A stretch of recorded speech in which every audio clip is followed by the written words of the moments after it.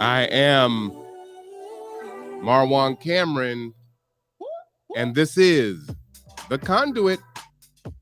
All right, everyone. It is December 27th. It's Monday. We are back. 26 degrees in Kitsap County, below freezing. It was 20 degrees last night, actually dipped into the teens. According to my, I dare not say the name, as it will start asking me questions. But my automated device that talks to me, it is cold outside, and that is an understatement. It is beyond cold. It is unsafe outdoors. So please take care of yourself and spread the news. Get the word out that the emergency shelters are open. You can give us a call at 360-373-3000. We are working with the county to ensure that folks get to the severe weather shelters. And what the county has done this year is they've opened up fairgrounds. And so anyone that has no place to be indoors, they can also give us a call and we will transport them out. We'll pick them up, get them out to fairgrounds so they can be warm inside, and then transport them back in the evening when the warming shelter closes. Please, please, please, if you see someone outside and they look like they need help, give us a call. Let us know where they're at and see if we can't get these folks some help. It is beyond cold. I can't even overstate it. You know, my heat has been going overdrive right now, and that is truly a blessed thing. But everyone does not have access to that. How you doing there, Mr. Dent? I am blessed and highly favored. I also go with present and accounted for.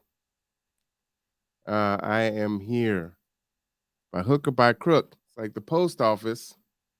Yeah, that's pretty much it. Seeing myself on camera, man, my hair is long. I'm about to do something about that. We'll see what's happening. Mr. Dent says it is incredibly cold out here, and the roads are treacherous. Okay, so the reason why he's able to tell you that is he is one of our drivers transporting people around. Okay, so again, that number is 360-373-3000. Give us a call. He has been out probably since about 4 a.m. this morning.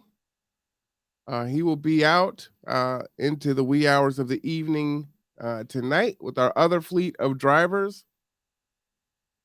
And tonight is no exception. It's going to be below freezing tonight. So I'm not sure how long this is supposed to go. Let's see. Echo. I am going to say it now. Give me the weather for the week. The forecast for the next 7 days: Tuesday, 28 degrees Fahrenheit and cold temperatures.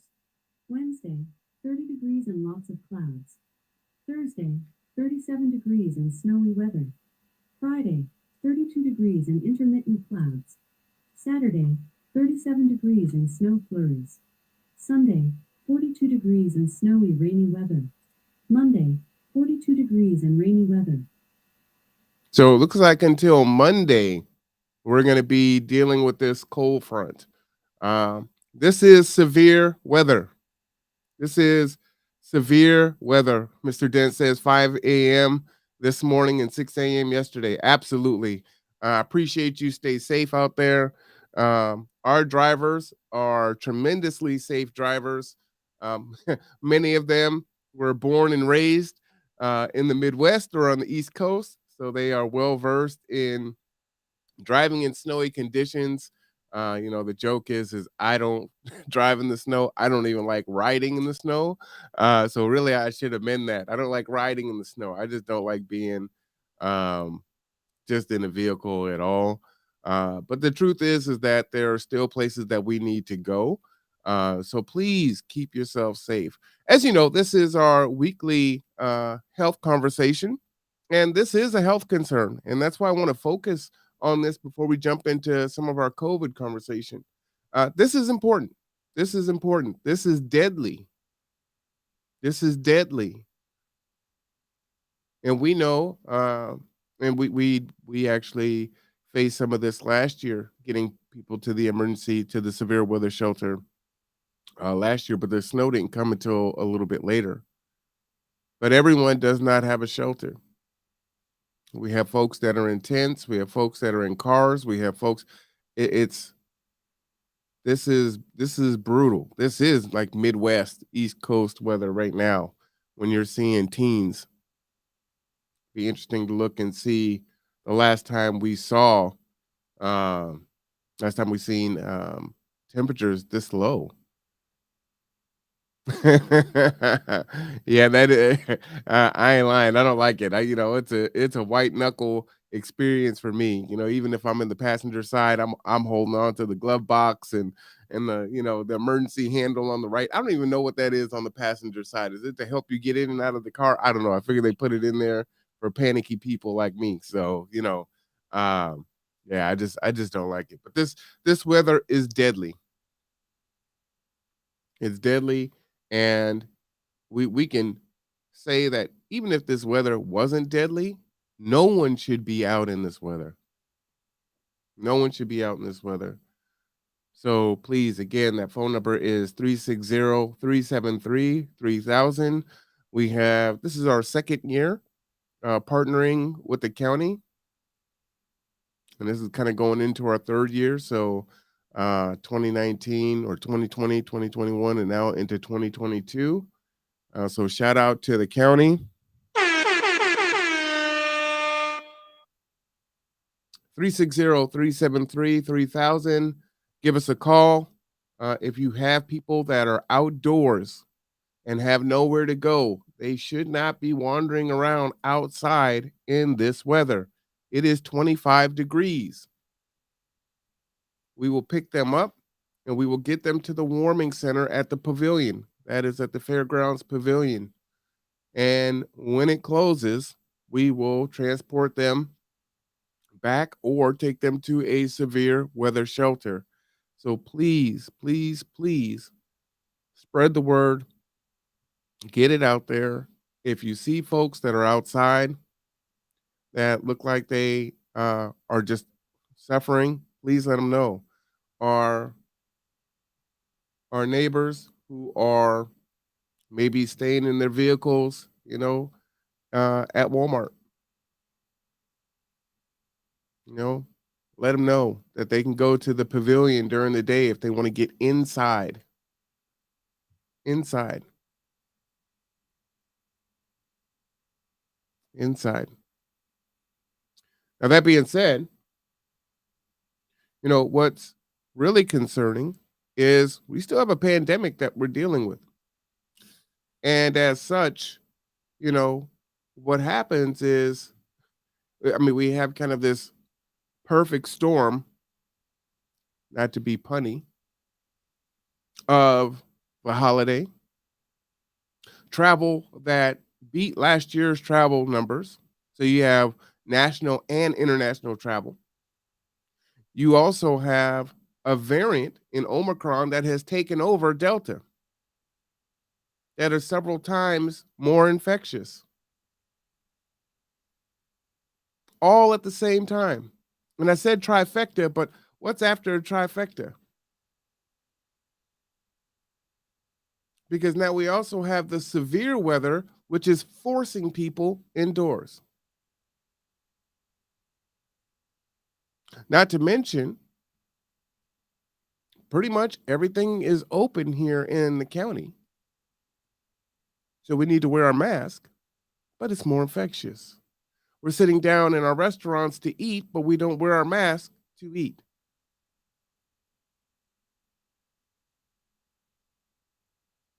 We know that there is a surge after the holidays. There always is.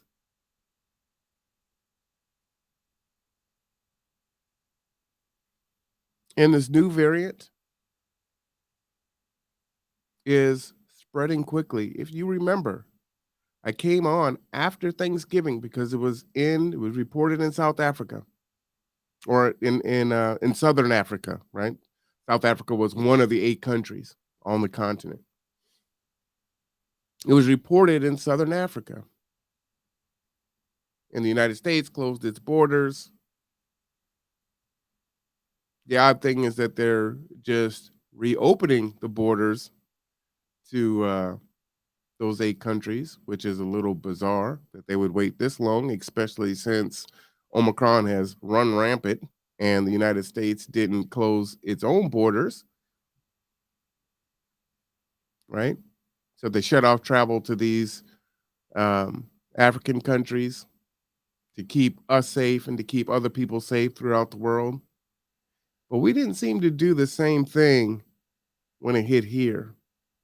Matter of fact, we didn't immediately open the borders back up in the Southern African countries until just a few days ago, right?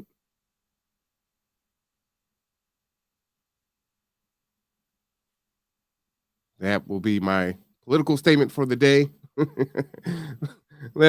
I digress. Let's move on. So we know that this thing has a lot of information. This Omicron is potentially less deadly. And that is, again, uh, if you're vaccinated, that it's a lot milder.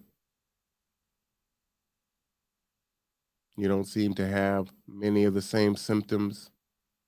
The loss of smell, the loss of taste doesn't seem to be typically present in the Omicron variant. However, it is still hospitalizing people, in particular those who have not been vaccinated, and we've had our first Omicron death in the United States. So again, while it is more infectious but less deadly, these weathers, this weather across the nation is forcing everyone indoors. On top of the fact that we just broke our record from last year for travel, going back to, pre-pandemic travel almost. So that is a concern. That is a concern. So let's get in and listen to the president. I think that's important. Copyright disclaimer: under Section 107 of the Copyright Act of 1976, allowance is made for fair use purposes such as education, yada, yada, yada. And that is what we are doing it for. Merry Christmas, Marwan. Be safe, please. I am. I ain't going anywhere. It's snowing outside, Martitha. I'm not going anywhere. I don't go, I don't go anywhere when it snows. Thank goodness that I have enough technology here that I can stay indoors and still get the job done. Now, if I lose power, that's a whole nother thing, and then I'm suffering. But those are definitely first world problems for sure. So let's get in and listen to what President Biden has to say. Okay. Plus the rising COVID cases, especially coming out of the holidays. And as I said last week, Omicron is a source of concern, but it should not be a source of panic. If you're fully vaccinated, you get your booster shot, and you're highly protected. If you're unvaccinated, you're at a high risk of getting severely ill from COVID-19, being hospitalized, and in rare cases, even dying. And this is not like March of 2020, the beginning of the pandemic. We're prepared and we know what it takes to save lives, protect people, and keep schools and businesses open. We just have to stay focused and continue to work together. My message to the governor is simple. If you need something, say something. And we're going to have your back in any way we can. Last week, we took steps to bolster support for you with number one, more capacity to get shots in arms. With more places, more vaccinators, more times for folks to get vaccinated or get a booster shot. And we've added appointments for booster shots, adding hours, getting So I'm going to pause here. And if you are looking to the what is that? The president's left, you'll see the corona pandemic change in new cases over the last 14 days. There's been some decreasing in the Pacific Northwest, not Washington. We've had an increase here. California has had an uptick. Texas has had an uptick. Illinois has had an uptick. Ohio has had an uptick. And then a spike in Florida, Alabama, Georgia, Louisiana, New York, and Hawaii.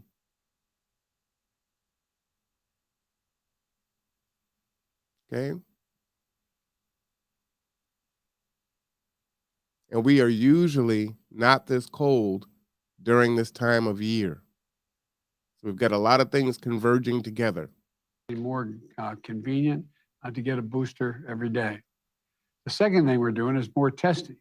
Seeing how tough it was for some folks to get a test this weekend shows that we have more work to do, and we're doing it. First, let's talk about how we got here.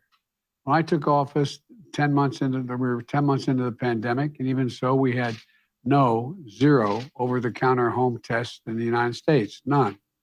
And if you wanted to get a test, you had to go to a clinic or a drugstore to have someone give you the test. And there are very few places to go. So we got to work. We quadrupled the number of pharmacies offering a free test. All right. Coronavirus pandemic total confirmed cases, 52 million, 280 million cases worldwide.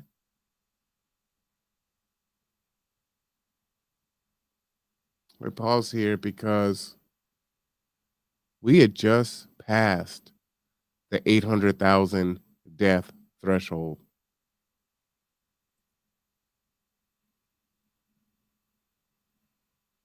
We say these numbers, we've been saying these numbers for 2 years. 800,000 dead. And we just passed this threshold maybe a week or so ago, and we're already 20% toward 900,000. This thing is still killing people by the thousands.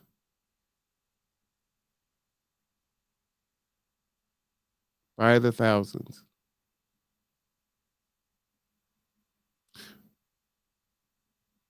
I was, thinking of what this is going to look like. And I was trying to break this pandemic down, and when I look at it, I kind of think of it in 3 stages, right? We have the pandemic, it hits, we don't know what's going on, we're scrambling to try to figure it out. We get a vaccine, we're going through everything that we're going through now, right? It's continuing to mutate. We don't know if this is the end, if there's something after Omicron, but we're in stage 1 right now. Stage 2, even with all the death and lockdowns and loss of businesses and everything else, phase 2 may be by and far the worst stage. When we think about the housing crisis of 2008 and how that destroyed so many millions of Americans and how many of them have still not recovered.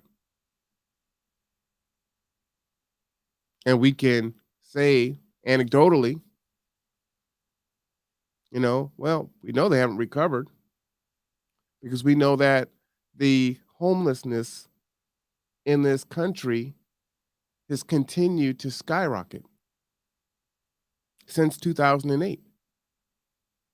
And sure, there's all types of different factors, right? There's the opiate crisis. Of course, there's 2008. There's, minimum wage, all these different factors go into play. But what we have seen working with families and individuals is that more and more folks that are becoming homeless aren't your stereotypical people that are in homelessness, those that are um,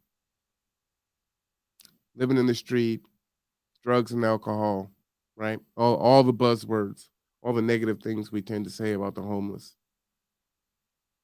We're seeing families. We're seeing the homelessness affect younger people. We're seeing the homelessness affect uh, middle class people, working class people, folks that have been fine, never really needed any social services.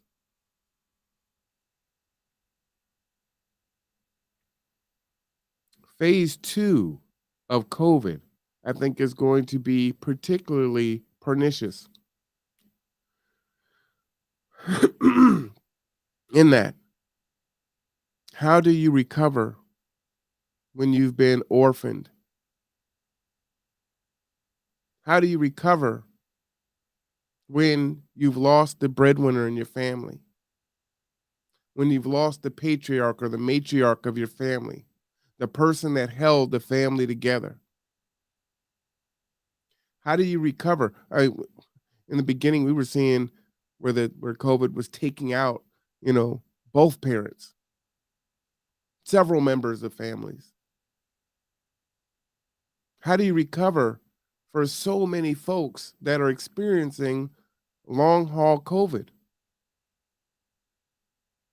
I'm going to talk about long haul COVID. I'm not talking about, hey, this person, you know, um, is still experiencing a loss of taste or smell or for a longer period of time, or is 6 months post COVID infection and they're still very fatigued, right? There is damage that is done on the inside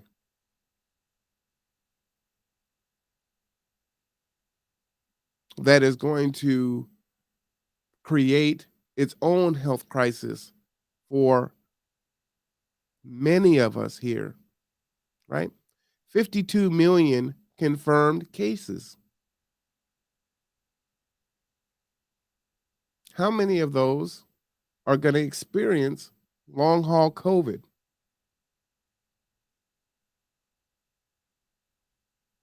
Or their lungs are damaged,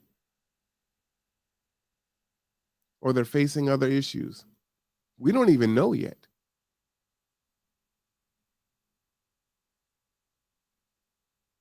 We have this huge gap. We've got our baby boomers are aging out and retiring and dying. We have a huge gap in our education system in regards to, we were in a virtual environment. Now we're kind of back. Kids have to play catch up.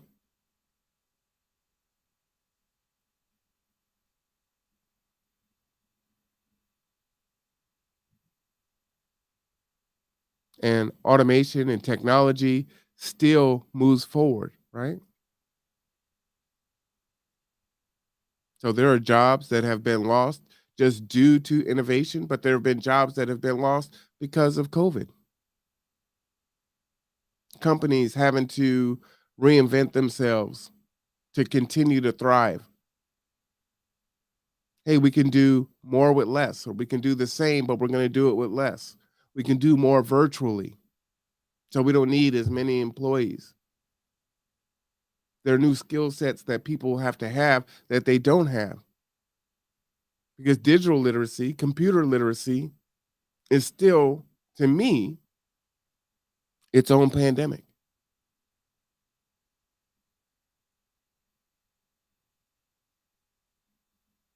And so if you're not malleable, and if you can't learn to use these technologies, and the learning curve is steep,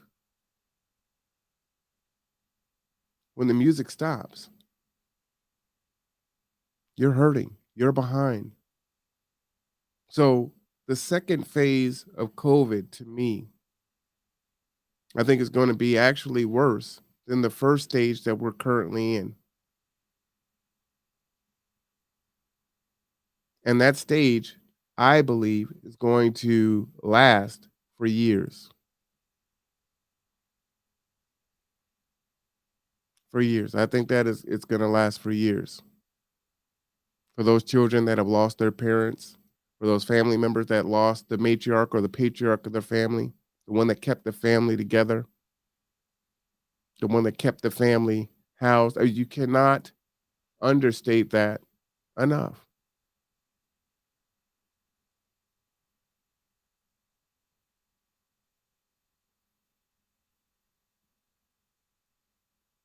Resources are drying up. We're looking at supply chain issues. We're looking at inflation. So, yeah, it's great that the minimum wage and these businesses are giving signing bonuses, and you're seeing the $15 an hour that we were arguing about at the beginning of last year and the year previous. Oh, it's great. You're seeing $15 an hour. You're seeing $16 an hour. But your gas and your food and everything else costs so much, it wipes out that little bit. So you're still falling behind.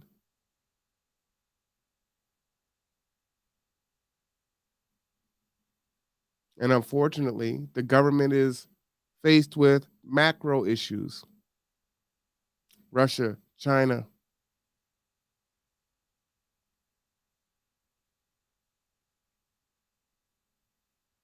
We've spent trillions on this already. It's why we are experiencing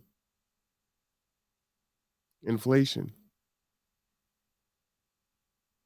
And we can't stay shut down. So even in this, as we are watching this explosion of cases, you heard it from the president there.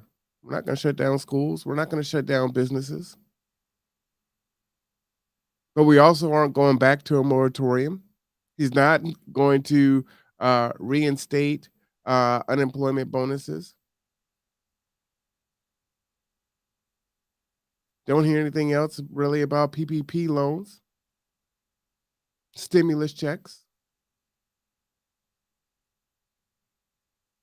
So we're going to continue to move forward, but those things that were put in place for Americans that really needed the help, it's not there. They were just getting ready to reinstitute student loan payments in February and had to be pressured to push that off.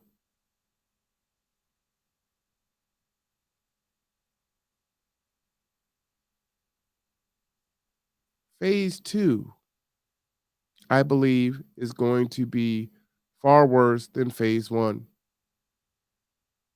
even with all of the death that we are experiencing in phase 1. We are watching throughout the nation and the world, honestly, right? There's an uptick in violence and anger.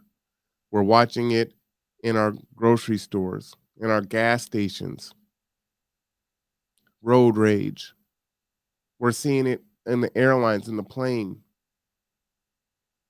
Pre-COVID, someone acting crazy on a plane was, I mean, what would you see it? Maybe once a year? I mean, if that, that would be like a blue moon type situation where someone lost it on a plane. It's like a weekly scenario now. Even in our schools, our kids are more violent and agitated.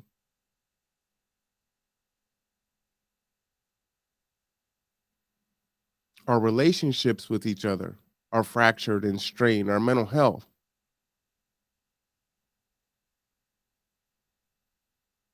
Addiction, drug use, alcohol use. All of these things are already bad in phase 1. What happens in phase 2 as the world tries to push forward and it ignores the millions and millions, tens of millions of Americans who are stuck, who are well worse off than they were before.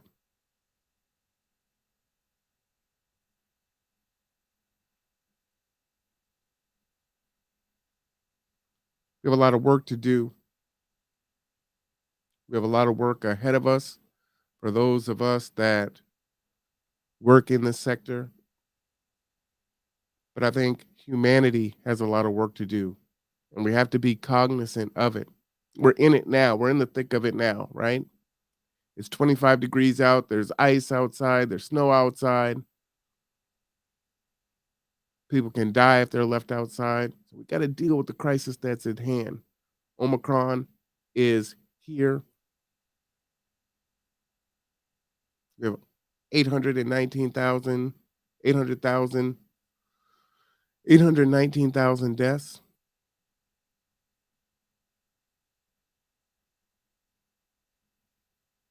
But I implore you all to begin to look at what does phase 2 look like for you, look like for your family, look like for your career, look like for your health.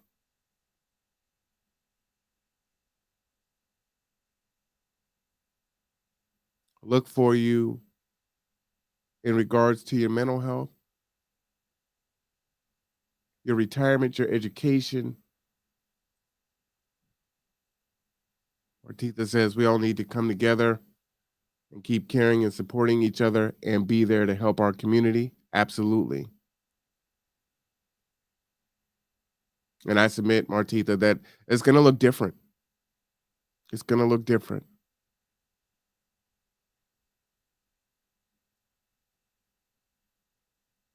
We have our housing podcast that comes on at 3. Jill will be with us today. Shout out to her from Bremerton Housing Authority.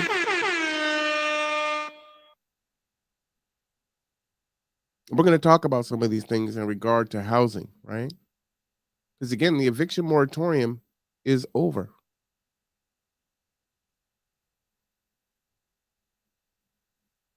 And we see how hard it is for folks to find units that are available. They still have families that have not found housing, cannot find housing.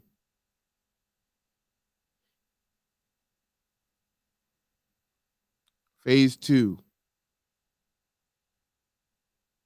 my ask of you would be to begin to take inventory of your life and think about what that's going to look like in phase 2 for as long as we may be in phase 2. We don't know how long we're going to be in these scenarios. We don't.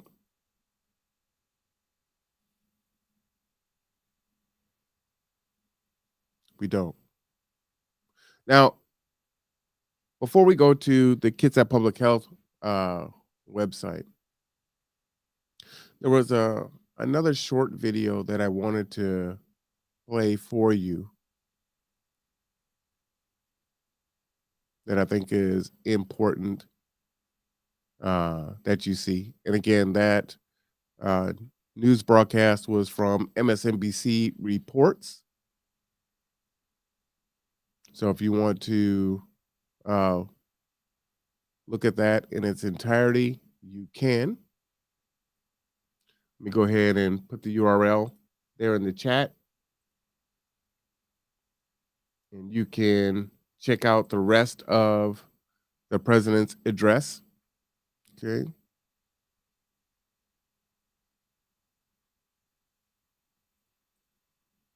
And like I said, this is please, keep yourself safe, keep your family safe, and make decisions, the best decisions that you can for you and yours. That's critical. Okay. I'm gonna turn this up just a little bit faster here. So I'm I don't want it too fast, but I do want it fast enough so we can kind of get through it. And this, again, is important. I'm going to go ahead and put this video here in the chat also, so you have it. This is CBSN, okay? And I want you to listen to the impact that the Omicron variant is having on our kids. President Biden met with governors on Monday whose states are severely impacted by COVID-19. The spread of Omicron is fueling an uptick in cases nationwide. The U.S. is averaging more than 198,000 cases and more than 1,400 deaths every day. Nearly 100. All right, maybe I should slow that down. 1,400 deaths every day. And so remember how I was saying that we had just reached the 800,000 death. I mean, it's hard to say it because you're giving facts, right? You're having a conversation, and we say it so quick, and I don't mean for it to come out flippantly if that is how it's coming out, because I just don't mean it that way. It seems so 800,000 dead.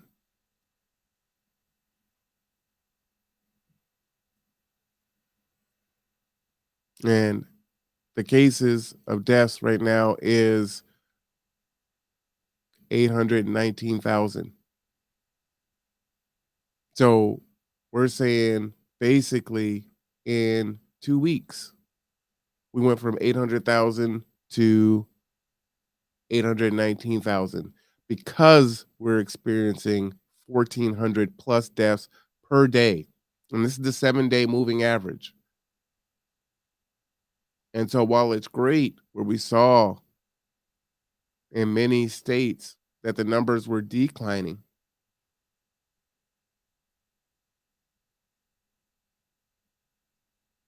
$1,400 deaths, 1,400 families and individuals that not only have to deal with the death, but as I was stating before, as I laid out, phase 2 is going to be particularly wicked and hard for them. And many, I would surmise that most will never recover.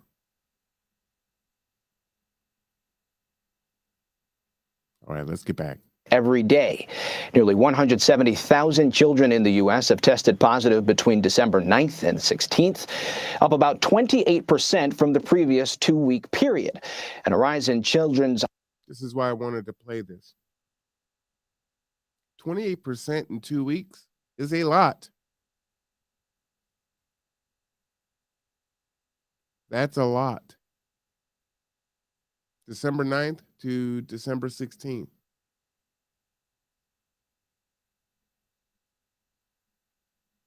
It's almost a third.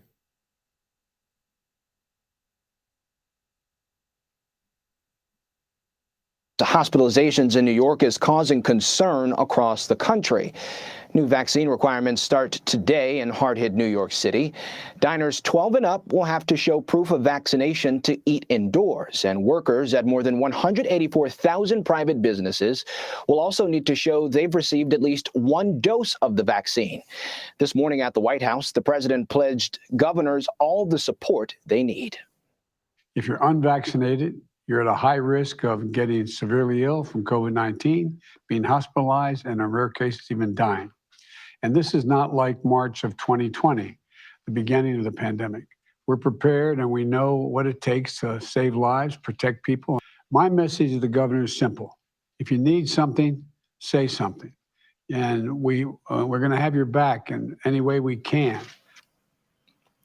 I want to bring in Dr. Stanley Proman. He's a professor of microbiology and immunology at the University of Iowa. He's also a pediatric infectious diseases physician. Dr. Proman, welcome. Thanks for joining us today. Let's start with the concerning number of COVID cases in children. In New York, child hospitalizations have quadrupled since early December. Around half of those hospitalizations were kids under the age of 5 who actually can't get a vaccine. So what's the holdup for vaccine approvals for children in this young age group? Again, in New York quadrupled, and half of those children are under the age of 5.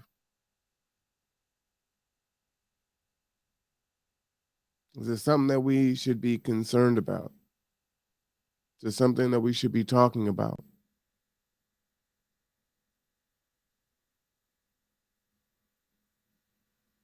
You know, I would say trying not to be political. Obviously, Kitsap County isn't as big as New York, right? We have 8 million people. We have, what, 300, 400,000? Mere fraction. But the lines that you're seeing in New York, it's not just New York. These issues are throughout the country. And while it doesn't impact us directly, it does impact us indirectly, right? Resources, stress.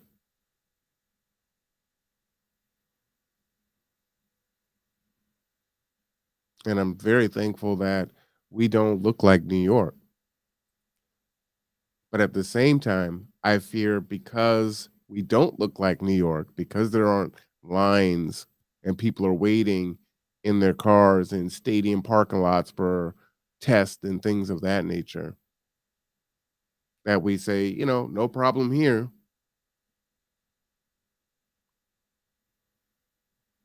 And we're not diligent in staying safe. That's my fear. Yes, so my understanding of this is that the initial studies just didn't show sufficient efficacy to move forward. So the additional studies are being done to make sure that there's a good immune response in these younger children and that it'll be sufficient to protect children from disease. And so that's the thing. The rest of the children who were hospitalized were ages 5 to 11, all eligible for the vaccine, but none of them had it. Dr. Anthony Fauci is encouraging parents to get their kids vaccinated. Let's listen in. Now that we have the capability and the authority to vaccinate children 5 to 11, that we're encouraging parents that if you have a child from 5 to 11, please get that child vaccinated to prevent them from getting anything that even resembles a serious illness. Okay, so Dr. Proman, nearly 14% of 5 to 11-year-olds have been fully vaccinated. The rate of vaccination has slowed considerably. So how can we get more kids the actual vaccine? And what, if any, concerns do parents still have about the actual vaccine themselves? I know that's a big problem as well. Yeah, so I think that we can just continue to encourage vaccination. Parents have to make the decision for these children. These low numbers means that these children are going to be susceptible to infection.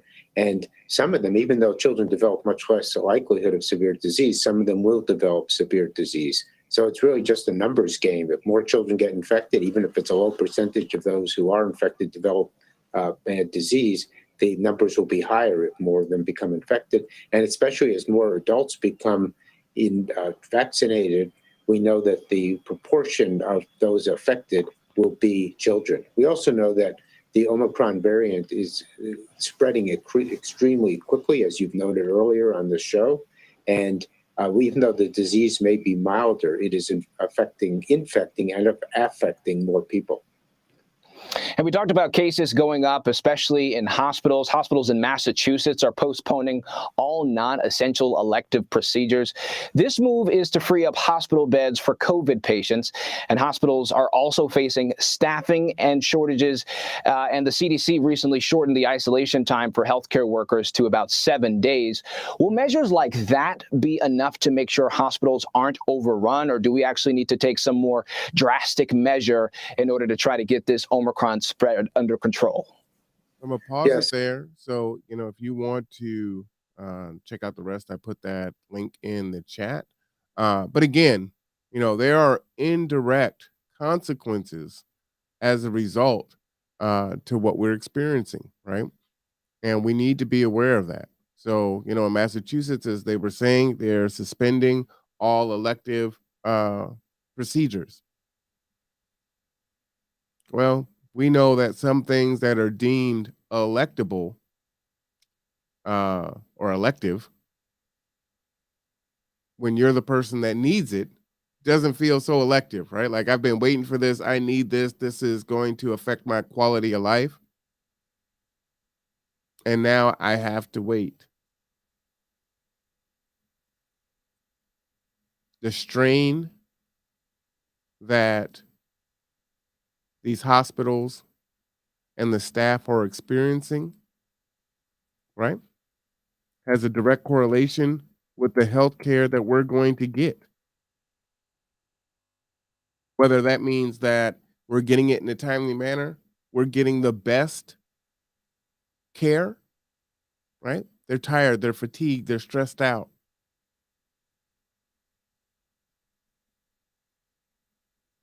And again, you know, Layla, pretty healthy girl, right? If she gets COVID, very likely she'll just get sick mildly and be okay, and it's fine. The thing is that the indirect issue is that it is still so very disruptive in these formative years of our children when learning is so critical. So gaps in their learning because they get sick and they're not in school. Someone else gets sick and they close the school. We have a spike or a surge, whatever the buzzwords they use. All of these things impact our children indirectly.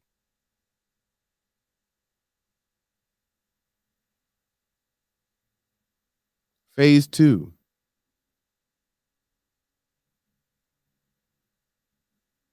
As we go into the Kitsap Public Health website, I ask you to ask yourself,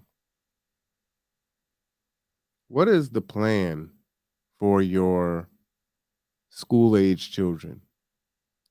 Layla's in the 5th grade.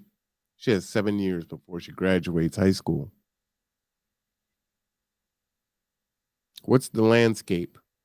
What are her career options?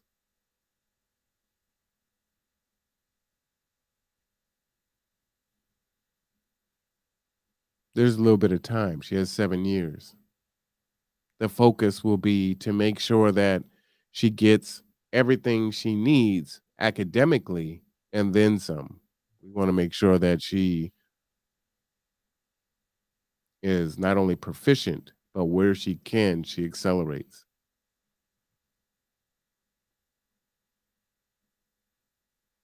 Especially in STEM.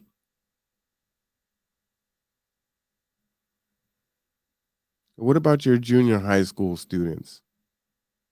What about your 8th graders who only have 4 years, who will be likely right at the beginning of phase 2? What are their prospects? What does it look like for them? The stakes are so much higher now. Are they going to live impoverished? Are they going to have to rely on whatever social systems, social services exist? This is for your 7th grader, your 8th grader. 4 years.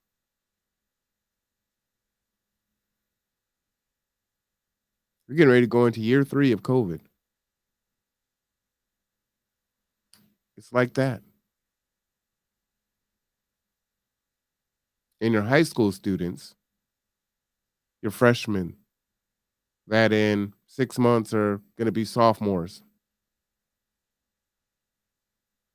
Your juniors that have 1 more year. What are they going to do? Are they going to stay living at home with you? Because there's not a lot of prospects.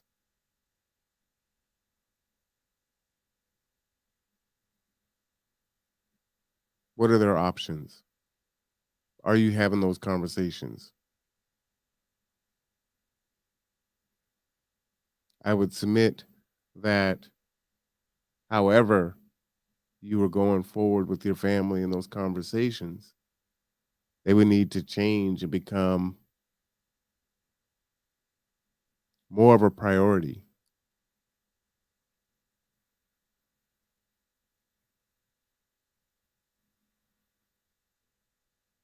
When do they have families? Are they able to take care of their families? Again, we don't know how long we'll be in phase 2. We know that this isn't the only pandemic that we're going to experience. How will your kids experience that as they enter into young adulthood?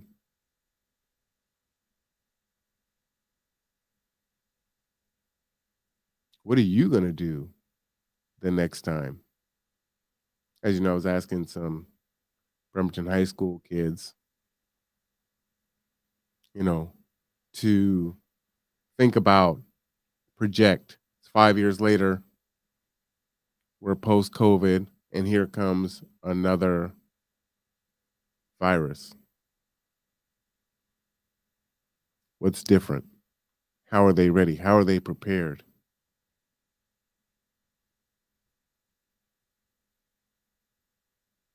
And I would submit to you that if we have another one in 5 years, we will not be ready for it because we haven't recovered from this one. We won't have recovered from this one. All right. Let us take a look at the Kitsap Public Health website. As I always do on Mondays, again, just go to kitsappublichealth.org.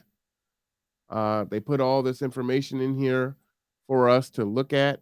Makes it very nice and easy to digest. Let me go ahead and put the link in the chat there. All right, and so we're here. We're just going to scroll down and look at the COVID-19 updates and resources. We can go ahead and click on that. And this will bring us down to the COVID-19 topics. We can look at the data dashboards, which is where we're going to go. But again, if you want vaccine updates, you can get that here. If you want to find places to get tested, if you want updates from the CDC and information, you can. If you're thinking about, hey, how do I protect myself? Information from the CDC. Is there anything different that I need to do with the Omicron versus the Delta? Information for youth and schools. Other healthcare resources and outbreak information. And then if you have a business or an organization, some guidance on how to keep your business and your customers, your employees, your volunteers safe during this time. Okay. But we're going to go into the data dashboards. And again, these things are updated. Some are weekdays here. Most are updated on Thursday. So we're going to go into Kitsap County COVID-19 cases, testing, outbreaks, and vaccination status cases. And then we'll also look at hospitalization. So let's look here. And as you can see, we have 306 cases reported in Kitsap County last week. Case numbers increased in Kitsap overall. All right. And so we can see we had this huge spike September 11th of 821 cases. And here we're at 306. So we're almost a third of our peak. Okay. Let's look at some of our other peak times here. 409. We're only 100 off there. Here's 396, only 90 off from that. 330, very close here. So this is very high, right? And this is of December 18th. So this data is a week old. So this will be updated here shortly. Cases per 100,000 in the last 7 days, 112.4. And if you remember, we actually had dipped under 100 here right after Thanksgiving there. And then, of course, we had the holiday surge, which we always have. And then, as you can see, here go the outbreaks. 29 as of December 18th on that day, right? At our max, we were getting 53. So that's half, right? That's half. Looking at the other highest, 39, 31. Okay. So we are basically right there with each surge.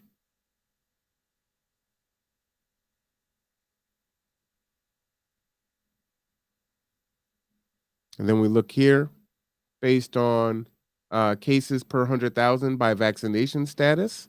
In the past 30 days, the rate of infection among unvaccinated people was 2.4 times higher than among fully vaccinated people.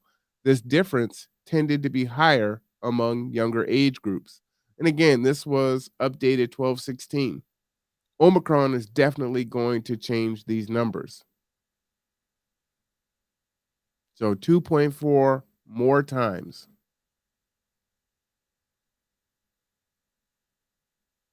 And you can see here from 12 to 29 years of age, fully vaccinated, 49 people, unvaccinated, 124. Okay. That's almost, well, it's 2.5 times, right? 2.4. 30 to 49, this is my age group, 72 who were fully vaccinated versus 206. That's 3 times. 50 to 69, fully vaccinated 41.6, unvaccinated 71.2, close to double. And the same with 70 plus. So these are the stats as they affect us here. It's good to know. And let's go ahead and look at our hospital and deaths here. And maybe I can enlarge this just a tad, okay?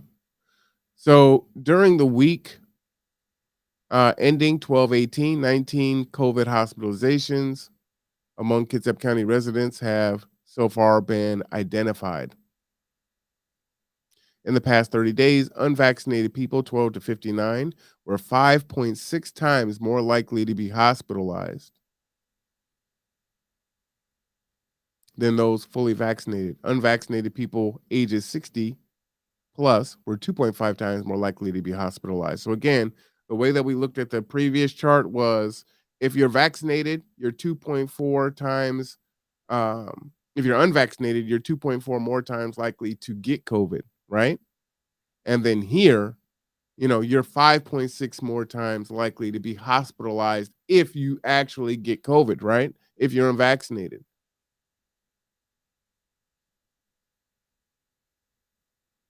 Percent of cases hospitalized per month. The percent of cases hospitalized per month has decreased over time from the peak of 16% in March of 2020 being hospitalized to 5% in December 2021.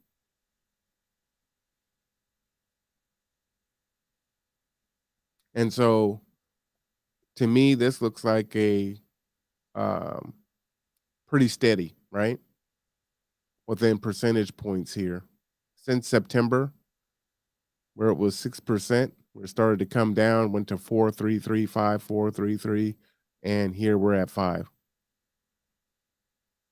So here in this county, if we were to take the average, about 5% of our cases are going to be hospitalized. And then the average age of those cases is 57 years old. We can look at the deaths here.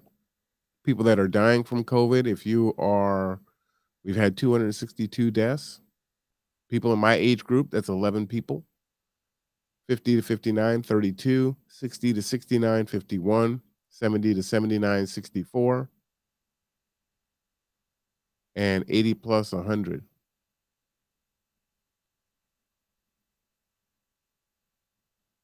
So this is definitely something that impacts well, for some of us, our parents, right? But our grandparents, our great grandparents.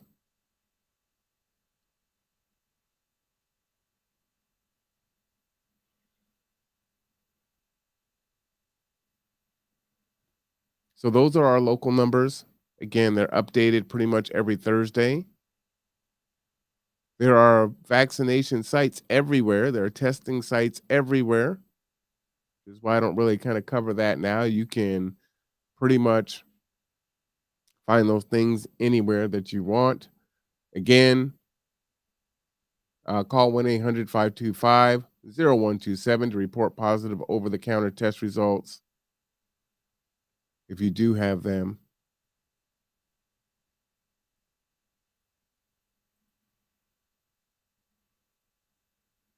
A lot of good information here. This will be our last broadcast of the year because it is the 27th. So the next time you see us talking about health, it'll be 2022, which is kind of crazy to think. It's been a long, hard year. We've gotten through as much as we could.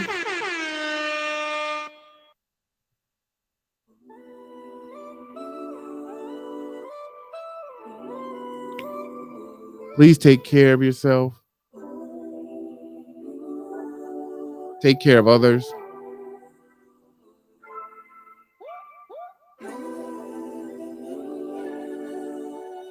When you see the pain of those who have lost someone due to COVID, it's tough. And that is just the beginning of their experience.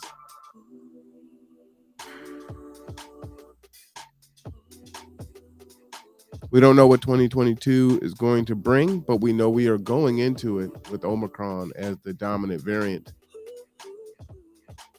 We've learned so much over the past 2 years. We have to do better. We can do better.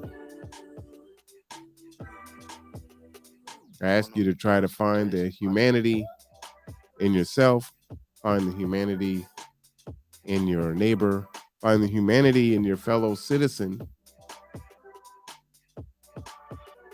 in your fellow American.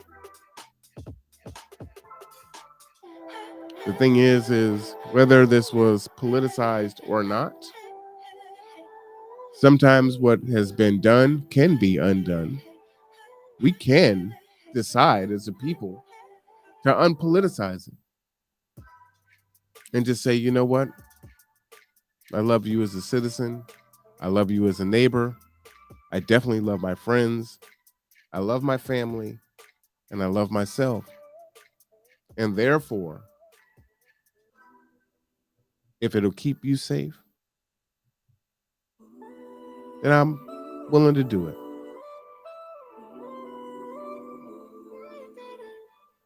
Wear a mask. Social distance. Wash your hands. Vaccinate. It makes sense for you. All right. Thank you for joining us this year for our public health series. I hope this was informative to you. I hope that this gave you some help. If you want to give us suggestions, please feel free to reach out to us. You can either give us a call or you can email us at gather2grow@g2g2.org. Put the conduit in the subject, and we will take your concerns, questions, and thoughts to heart as we continue to plan for our shows into the new year. Stay safe, everyone. Have a happy new year. I am Marwan Cameron, your host, and we will see you next time.